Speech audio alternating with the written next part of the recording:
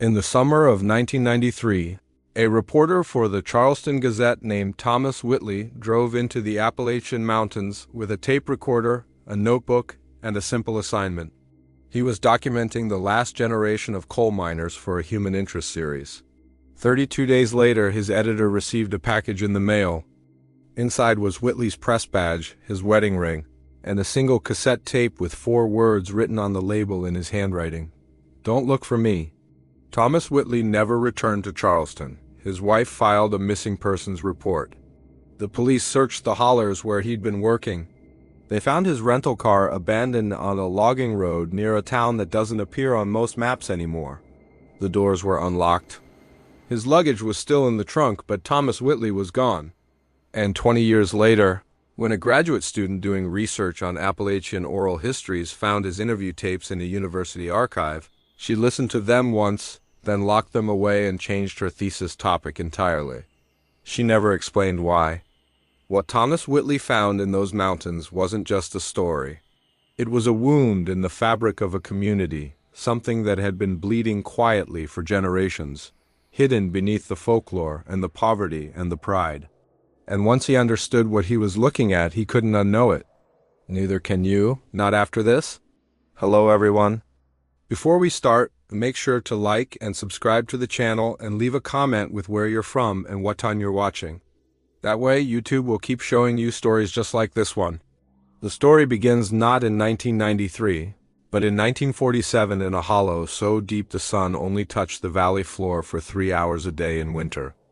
The people who lived there had names that went back to the earliest settlement days. The Preston, the Carvers, the Lillo, the Shaws, they worked the mines, buried their dead in the same cemetery their great-grandfathers had cleared and kept their business to themselves. But that year, something changed. The children started disappearing. Not all at once. Not in a way that made headlines, just one here, one there. Over the course of 18 months, 7 children in total. And when the state police finally came to investigate, the families told them the same thing in the same flat voices. The mountain took them. Thomas Whitley arrived in McDowell County with no knowledge of what had happened 46 years earlier. He was there for the living, not the dead. His editor wanted profiles of men whose fathers and grandfathers had given their lungs to the coal companies. Men who could speak to the dignity of hard labor and the death of an American industry. Simple stories, human stories, the kind that won awards and made readers feel something safe and distant over their morning coffee. The first 3 interviews went exactly as planned. Retired miners in their 70s and 80s sitting on porches that sagged under the weight of decades. Talking about shift work and union fights and the particular silence of being 2 miles underground, Whitley recorded everything. He was good at his job. He knew how to make people comfortable, how to ask questions that opened doors instead of closing them. And then he met Virgil Shaw. Virgil was 81 years old when Whitley sat down with him in the front room of a house that still had wallpaper from the Eisenhower administration. Virgil had worked in the mines for 43 years. His father had died in a collapse in 1932. His son had left for Ohio in 1970 and never came back. Virgil was alone now, and he talked for nearly 2 hours about the weight of coal dust in your clothes, the taste of iron in the water, the way a mountain changes shape over decades of extraction. And then, as Whitley was packing up his equipment, Virgil said something that stopped him cold. You know why? "There's no children here anymore, don't you?" Whitley didn't know what he meant. The young people had left for jobs, for cities, for lives that didn't end in black lung and poverty. That was the story everywhere in Appalachia. But Virgil shook his head slowly. "The way you do when you're correcting someone who doesn't understand the truth of something. Not just now," Virgil said. "I mean, back then." 1,947. We gave them to the mountain, and the mountain hasn't forgotten. Whitley asked what he meant. Virgil stared at him for a long time. And then he said, "You sure you want to know? Because once I tell you, you can't unhear it. It'll sit in your chest like black lung, and it won't ever leave." Thomas Whitley said yes. He wanted to know. He was a reporter. That's what reporters did. They asked questions. They found the truth. They told stories that needed telling. So Virgil Shaw told him. And on the tape, you can hear the exact moment Thomas Whitley realized he'd made a mistake. There's a long pause, then a sound like someone trying to steady their breathing, and then Virgil's voice, low and deliberate, saying, "The first one they took was Eleanor Preston. She was 6 years old. Eleanor Preston disappeared on a Tuesday morning in March of 1947. She'd been playing near the creek that ran behind her family's house. And when her mother called her in for lunch, there was no answer. They found her doll floating in the water, tangled in tree roots, but Ella Lenina was gone. The sheriff organized a search. 50 men combed the woods for 3 days. They found nothing. No tracks, no torn clothing, no signs of struggle. It was as if she'd simply dissolved into the air. The Preston were devastated, but they were also practical people, the kind who understood that the world was cruel and that mountains held dangers. They held a funeral with an empty casket. They tried to move forward, and then 6 weeks later it happened again. Michael Carver, age 7, vanished while walking home from school. Then Sarah Lello, age 5, gone from her own backyard while her father chopped wood 30 feet away. He turned around to stack the logs, and when he looked back, she was gone. By the time the 4th child disappeared, the community was fracturing.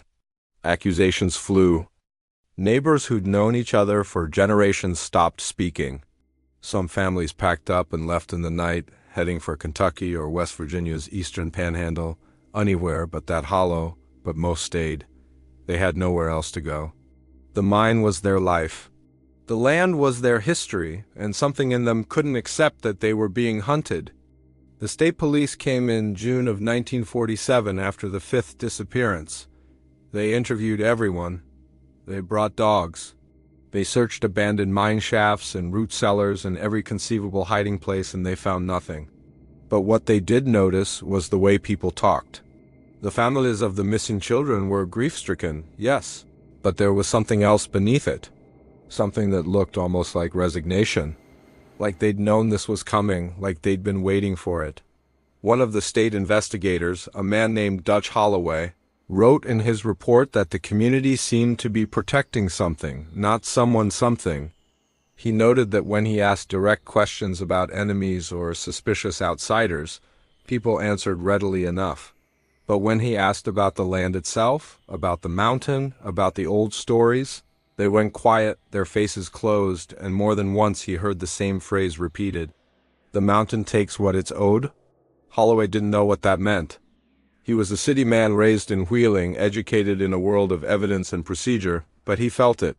He wrote that the hollow had a weight to it, a pressure that made it hard to breathe, like being underground even when you were standing in sunlight.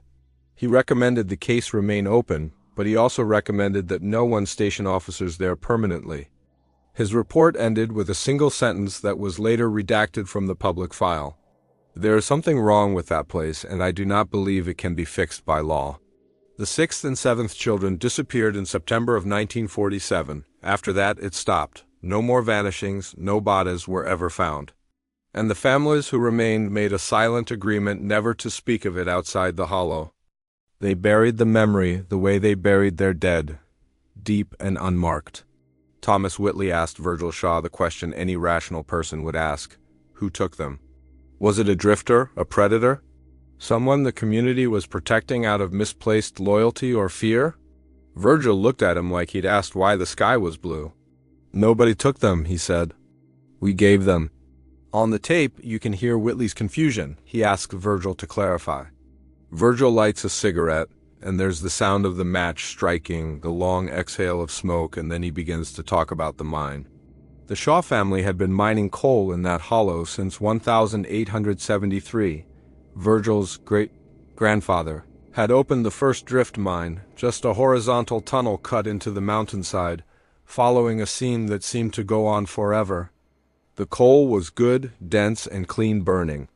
It made the Shaws a modest living, and eventually other families joined them.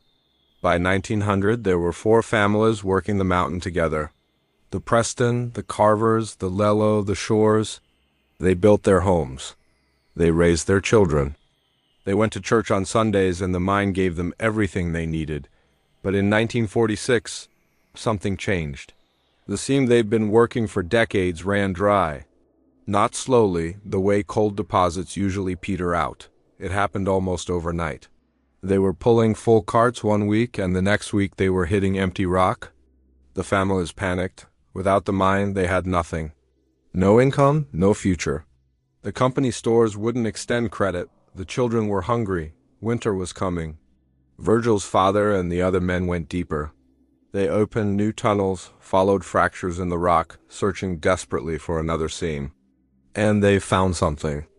Not coal, a chamber. Virgil described it as a natural cathedral, a hollow space inside the mountain that shouldn't have existed according to any geology they understood. The walls were smooth, almost polished. The air was warmer than it should have been. And in the center of the chamber was a shaft that dropped straight down into darkness, so complete their lanterns couldn't touch the bottom. The men stood at the edge of that shaft and they felt something. Virgil said his father described it as a pull, like gravity, but wrong, like the darkness below was breathing and wanted them to come closer. They left quickly. They sealed the tunnel behind them, and they agreed never to speak of it. But that night, Virgil's father had a dream. In the dream, a voice that wasn't quite a voice told him that the mountain would provide again. All it asked was a small sacrifice, something precious, something that would hurt to give. When Virgil's father woke up, he found that every other man who'd been in that chamber had dreamed the same thing. They met in secret, they argued. Some wanted to leave to abandon everything and start over somewhere else. But others said they couldn't. Where would they go? How would they survive? And the voice in the dream had promised the mountain would provide. They made the decision on a February night in 1947 in the back room of the company store after it had closed. 4 men, Virgil's father, Edmund Shaw, Eleanor Preston's grandfather, Caleb Preston, Michael Carver's father, Joseph Carver, and Sarah Lello's uncle, Thomas Ledlow. They were the heads of the families, the ones who carried the weight of survival on their shoulders. And they decided that 7 children spread out over time so it wouldn't be obvious was a price they could bear if it meant the rest would live. Virgil's voice on the tape is steady when he describes this. There's no emotion in it, no judgment. He's simply stating what happened, the way you describe the steps of a recipe or the mechanics of a machine. He says they drew lots to determine which families would give up a child and in what order. They agreed that it had to be done in a way that looked natural, like disappearances, so that no one outside the hollow would dig too deep. And they agreed that the children would be told they were going on a special trip, that they'd walk into the chamber willingly, so there wouldn't be screaming or struggle. It had to be peaceful. That was important to them. They wanted to believe they were being merciful. Thomas Whitley asks on the tape how they could do it.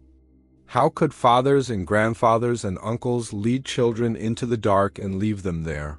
And Virgil says something that's worse than any answer Whitley expected. He says, because the mountain kept its promise, after Eleanor Preston was taken into the chamber. After her family walked her to the edge of that shaft and told her to climb down the rope ladder they'd hung into the darkness. After they heard her small voice calling up, asking when they'd come get her. And after they pulled the ladder up and sealed the tunnel behind them, the mine opened up again. The next morning, the men went to work and found a new seam, thick, rich, enough coal to sustain the families for decades. It was exactly where the dream had told them it would be. The same thing happened after each child. A new vein would appear. The mine would provide, and the families would prosper just enough to survive another season, another year. By the time the 7th child was taken, it was routine. Horrific routine, but routine nonetheless. The children were told they were going to see something magical. They were walked into the mountain and they never came back. If you're still watching, you're already braver than most. Tell us in the comments what would you have done if this was your bloodline. Virgil told Thomas Whitley that his father never recovered from what they'd done. He drank himself to death by 1953. Most of the other men involved died young too from accidents or heart attacks or suicide that was never called suicide. The families who stayed in the hollow carried the secret like a hereditary disease, passed down in whispers and warning looks. Don't go near the old tunnels. Don't ask about the children who disappeared. Don't ever speak of what the mountain was given. And then Virgil said the thing that made Thomas Whitley's hands shake so badly he nearly dropped the tape recorder. He said, "The mine's been closed since 1981, played out again. And I've been having the dreams again. Same voice, same promise. The mountain's waiting." Thomas Whitley didn't leave after that interview. He should have. Any reasonable person would have thanked Virgil Shaw for his time, packed up his equipment, driven back to Charleston, and filed the story away as the ramblings of an old man whose mind had been poisoned by guilt and isolation. But Whitley wasn't ready to leave because something Virgil said had hooked into him. The mine had closed in 1981, and the hollow had been dying ever since. The young people left, the old people stayed. And now, in 1993, there were almost no children left in that entire valley. Not because they disappeared, because no one was having them anymore. The families had stopped reproducing, as if some unconscious part of them knew that bringing children into that place was dangerous. Whitley spent the next 3 weeks tracking down everyone he could find who had lived in the hollow during 1947. Most were dead. Some had moved away and refused to talk to him. But a few, the very old and the very tired, agreed to speak, and they all told versions of the same story. The chamber, the shaft, the dreams, the children. One woman, Margaret Carver, who was 90 years old and dying of emphysema, told Whitley that she'd been 12 when her younger brother Michael was taken. She remembered the morning her father came home from the secret meeting. She remembered how he couldn't look at Michael anymore, how he'd started drinking even though he'd been a church deacon. And she remembered the day Michael left. Her father told him they were going to see something special deep in the mine, something magical that only brave boys got to see. Michael had been excited. He'd held his father's hand. And when her father came back alone 3 hours later, his hands were shaking so hard he couldn't hold a coffee cup. Margaret told Whitley that her father confessed to her on his deathbed in 1968. He'd been dying of black lung, drowning slowly in his own fluids, and he'd grabbed her hand and told her everything. He said that when they'd lowered Michael into the shaft, the boy had climbed down willingly, thinking it was an adventure. And then, when they pulled up the ladder, Michael had called up from the darkness, asking when they were coming to get him. Her father said they waited at the top of the shaft for 10 minutes, listening. Michael called out 5 times. His voice got quieter each time, farther away, as if he was moving deeper into something that shouldn't have existed. And then there was silence. Not the silence of a child who'd stopped talking. The silence of a space where sound couldn't exist anymore. Whitley asked Margaret if she believed her father's story. She looked at him with eyes that had seen most of a century and said, "I know my brother didn't run away. I know he didn't drown in the creek, and I know that mine gave us 20 more years of coal after he disappeared. So yes, I believe him." By the 4th week, Thomas Whitley had interviewed 9 people. Every single one of them confirmed the story in one way or another. Some had been children at the time. Some had been young adults who'd suspected but not known. And one man, Robert Lello, had been part of it. He was 73 years old, and he'd helped take his niece Sarah into the mountain when he was 27. He told Whitley that he still heard her voice sometimes calling from inside the walls of his house. He said the mountain never lets you forget what you owe it. And then Robert Ledlow told Whitley something that wasn't on any of the other tapes. He said that in 1992, the year before Whitley arrived, 3 families had moved back to the hollow. Young families, people who'd left years ago and had come back because the cost of living was low and they were desperate. They had children, 5 children total, ranging in age from 4 to 9 years old. And Robert said he'd been having the dreams again. So had the other old men who were still alive. The mountain was waiting. It had been patient for 46 years, but it was hungry again, and it knew there were children in the hollow. Thomas Whitley left the hollow on the 31st day. He packed his rental car in the early morning while the mist was still thick in the valley. He'd filled 14 cassette tapes with interviews. He'd taken photographs of the sealed mine entrance, the cemetery where 7 empty graves sat in a row with dates from 1947, and the houses where families still lived who carried the weight of what had been done. He had a story. The kind of story that would change his career, maybe even change history, expose a dark American secret that had been buried for nearly half a century. But somewhere on the drive back to Charleston, Thomas Whitley pulled over on that logging road, and he sat in his car for a long time, thinking about what Robert Lello had told him. The dreams had started again. The old men were having them, and there were 5 children in the hollow now. Children whose parents had no idea what they'd moved into. No idea that their neighbors were descendants of people who'd made an agreement with something that lived inside the mountain. Something that was patient, something that remembered debts. If Thomas Whitley published his story, what would happen? Would the authorities come? Would they dig into the mountain and find the chamber, find the shaft, find whatever was at the bottom? Would they find the remains of 7 children? Or would they find nothing at all because those children had gone somewhere that evidence couldn't follow? And if he published the story, would it stop what was coming? Or would it just spread the knowledge of how to make the mountain provide, like, instructions for a ritual that other desperate places might try? On one of the final tapes, there's a recording that wasn't an interview. It's just Whitley talking to himself, processing what he'd learned. His voice is different, strained, he says. I don't know if I believe in evil. I've seen terrible things in my career. Human cruelty, neglect, poverty that grinds people down to nothing. But this is different. This isn't just what people did. This is what people did because something else asked them to. And that something is still there, still waiting, still hungry. He talks for 17 minutes on that tape. He works through the logic.